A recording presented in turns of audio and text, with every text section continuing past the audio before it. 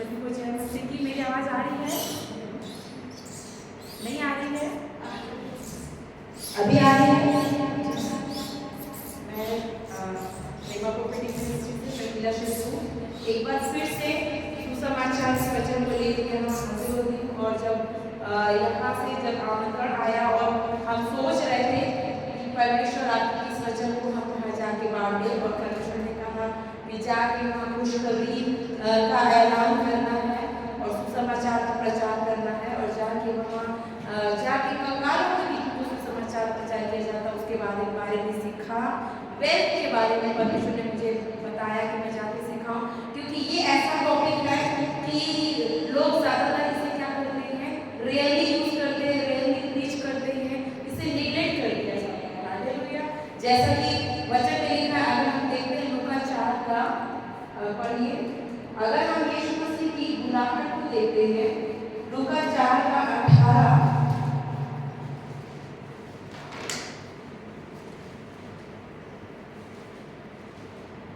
जी पढ़िए।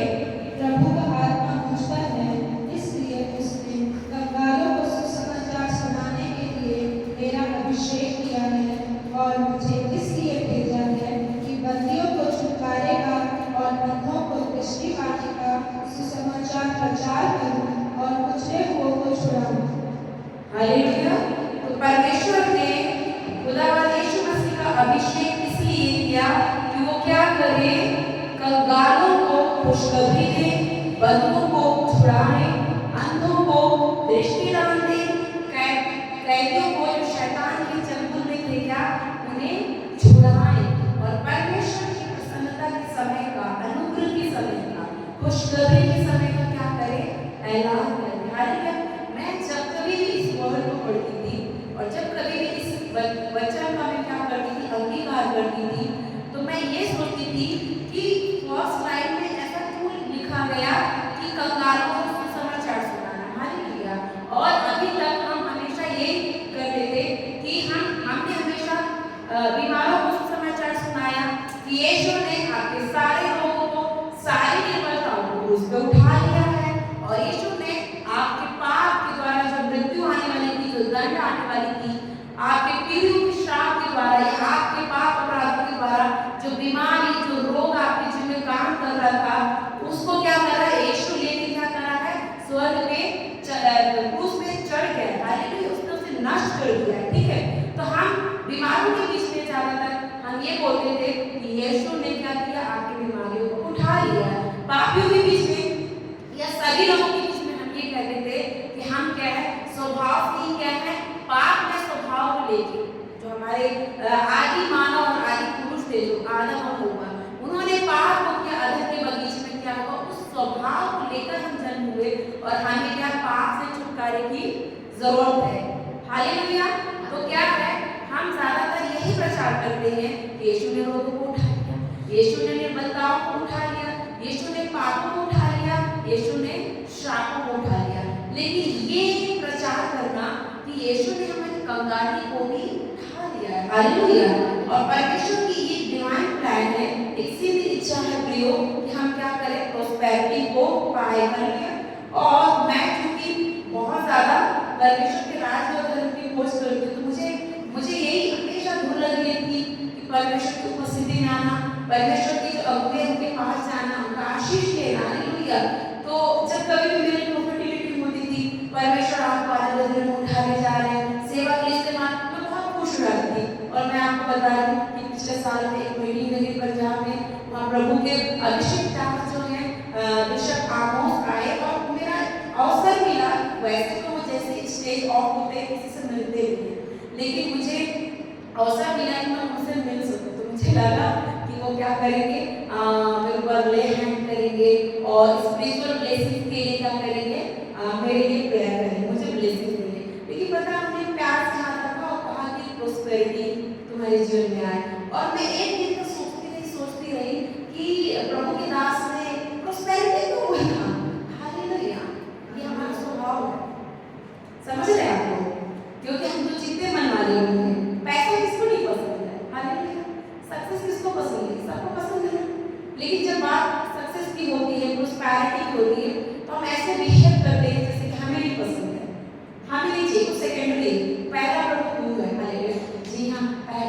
प्रभु ही है। हालेलुया। और वही हमारी बरकत, वही हमारी आशीष है। मैं एक दिन सोचती रही कि प्रभु के दास ऐसा क्यों कहा कि प्रोस्पेरिटी आए, प्रोस्पेरिटी आए। फिर पवित्र आत्मा ने मुझे इस बात से सहमत होने के लिए कि जो आशीष उनकी आत्मा से निकली, जो आशीष उनके हृदय से निकली, वो मेरे पिता की ओर से। हालेलुया। प्रभु चाहते हैं कि मेरे जीवन में प्रोस्पेरिटी आए, क्योंकि मैं वचनों को जानती थी।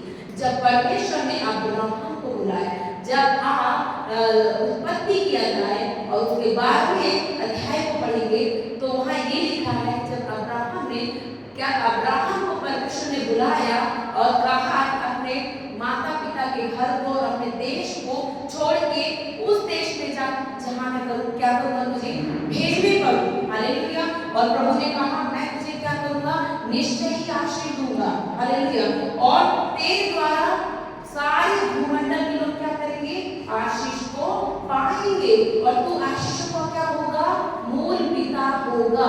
हालेलुया। तो देखिए शैतान ने हमसे एक झूठ को बोल के रखा है। हालेलुया। शैतान का ये सबसे बड़ा एक डिसेप्शन है। वो ये नहीं चाहता कि आप परमेश्वर के हृदय की बात को जाने, कि परमेश्वर हृदय से चाहते हैं कि आप क्या करें, प्रोस्पेरिटी को पाएं। हालेलुया। अगर ये परमेश्वर की हार्दिक कामना नहीं होती, परमेश्वर का ये योजना नहीं होता, तो क्या परमेश्वर जब अब्राहम को निकाल रहे थे उसके लोगों के पीछे से, उसके देश में से, और जब नए देश में अपनी योजना और अपनी प्रतिज्ञा के देश में लेके जा रहे थे, तो क्या परमेश्वर उसके साथ इस प्रतिज्ञा को बांटते कि यदि तू सब कुछ छोड़ के मेरे पीछे बोलेगा तो मैं तुझे आशीष दूंगा, इतना ज्यादा दूंगा कि तेरे द्वारा लोग आशीष पाएंगे, तेरे मुंह के वचनों के द्वारा जिसे तू आशीष देगा वो लोग आशीषित हो जाएंगे। हालेलुया।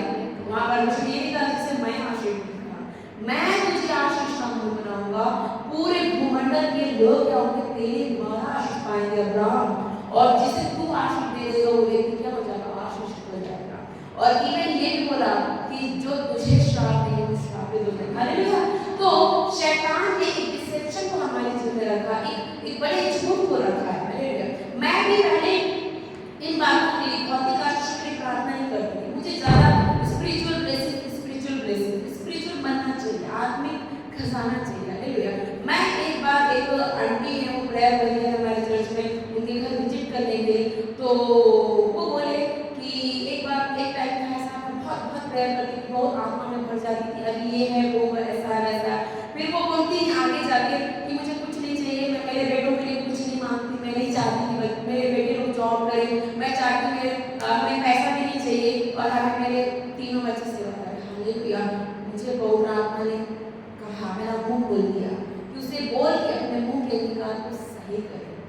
जब परमेश्वर हमें दे रहा है, हालेलुया, तो हमें ये नहीं कहना परमेश्वर हमें नहीं चाहिए, तेरी इच्छा से मुझे हो प्रभु, तेरे वचन के अनुसार मुझे हो प्रभु, मेरे बच्चों में हो प्रभु। तो उनके जीवन में भी ऐसे कर्जे थे, श्राप थे, बच्चे स्ट्रगल कर रहे थे एजुकेशनल एरिया में, प्रोफेशनल एरिया में, जॉब में फलवंत नहीं हो रहे थे, और उसके साथ वो आत्मा में निर्भर थे। हालेलुया। प्रभु चाहते हैं कि हम हमारे जीवन के भौतिक क्षेत्र में भी आगे बढ़े और हमारे जीवन के हम आत्मिक क्षेत्र में भी हम आगे बढ़े। हमारे जीवन के हम फिजिकल लाइफ में, वर्ल्डली लाइफ में हम आगे बढ़े और स्पिरिचुअल लाइफ में भी आगे बढ़े। हमारे जीवन के दो क्या है, क्षेत्र हैं। जैसे एक सिक्के के दो पहलू होते हैं, वैसे ही हमारे जीवन का दो आयाम है। हालेलुया। एक भौतिक आयाम है प्रियो, हमें उसमें भी बढ़ते जाना है। हालेलुया। जैसे हम शरीर में क्या कर रहे हैं, वृद्धि को कर रहे हैं, हमारे बॉडी का डेवलपमेंट हो रहा है, जैसे हमारी आत्मा का डेवलपमेंट हो रहा है, वैसे प्रभु चाहता है कि हम प्रोस्पेरिटी में भी बढ़े ताकि पिता को महिमा मिले। हालेलुया।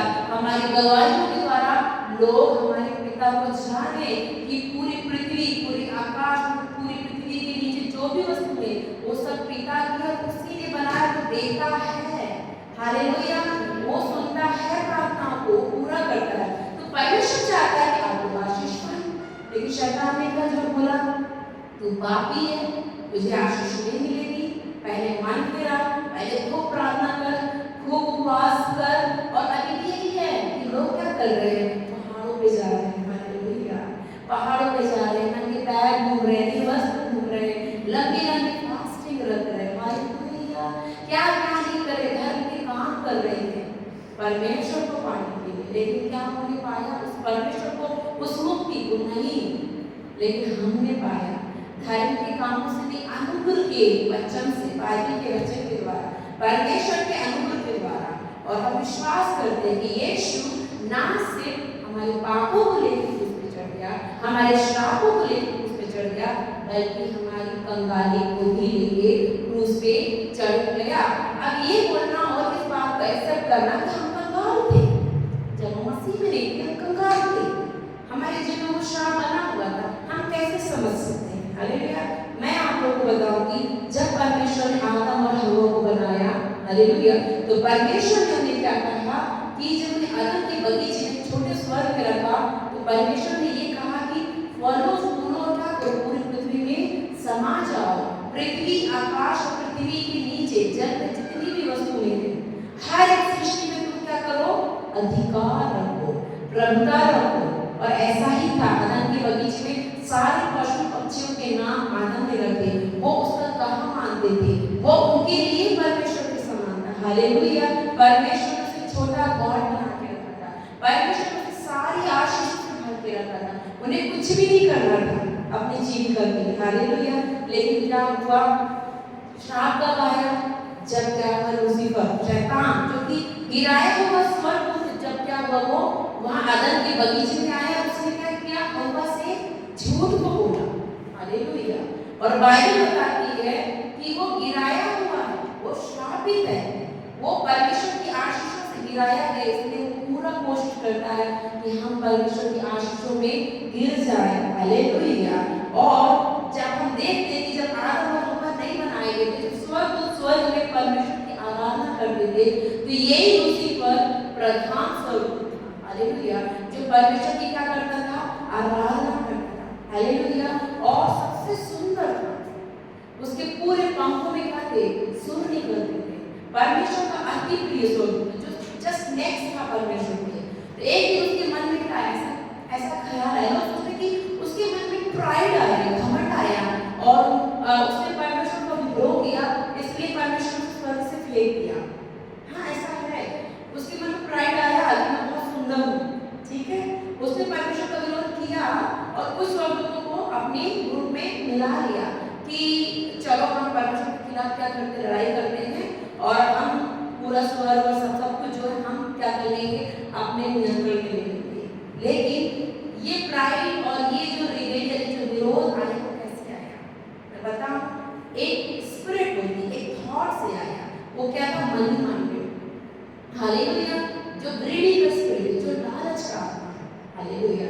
उसने क्या बोला? अगर आप यशायाह का पढ़ेंगे, उसका अध्याय 14 का 13 वचन जी पढ़िए कोई।